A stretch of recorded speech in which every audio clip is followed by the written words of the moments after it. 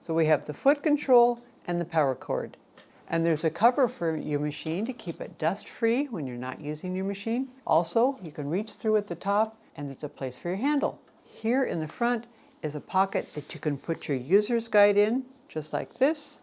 The user's guide is really useful in terms of helping you get to know your machine. But I want to show you on page 7 and 8, it gives you suggested uses for the various utility stitches. We have 4 bobbins. One of the bobbins is already in your machine. This is the screwdriver. This is a spool cap for your larger spools. It helps to hold the spool onto the horizontal spool pin.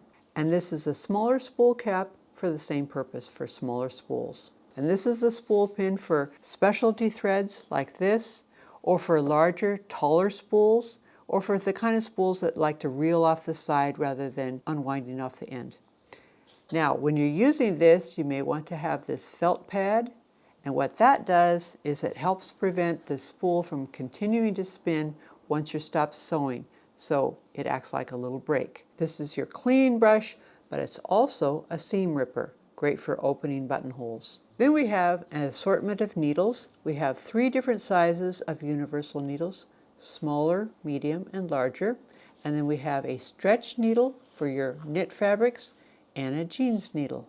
And they're all color-coded. The A foot is already on your machine. This is your B foot. This is what you would use for your decorative stitches or for a zigzag that puts a lot of thread into your fabric. It has this channel on the back that allows the stitches to flow right through. This is your J foot. This is what you would use for overcasting the edges of your woven fabrics.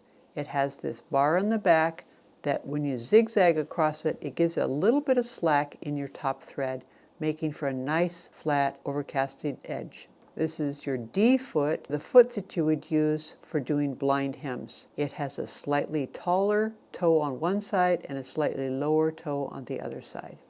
This is your Ultra Glide foot. It has this nice, slick coating on the bottom to go over vinyl, leather, and plastic. This is your zipper foot. It can be attached on either side so that you can sew right next to the zipper teeth. Or you can also use this if you're sewing a buckle on some webbing.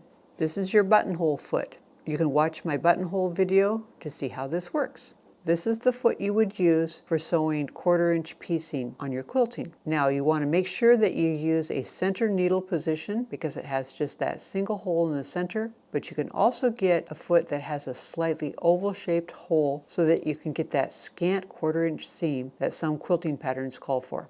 And in the bottom of the accessory tray is this handy stitch chart showing the most commonly used sewing stitches for wovens, leather and vinyl, and knits.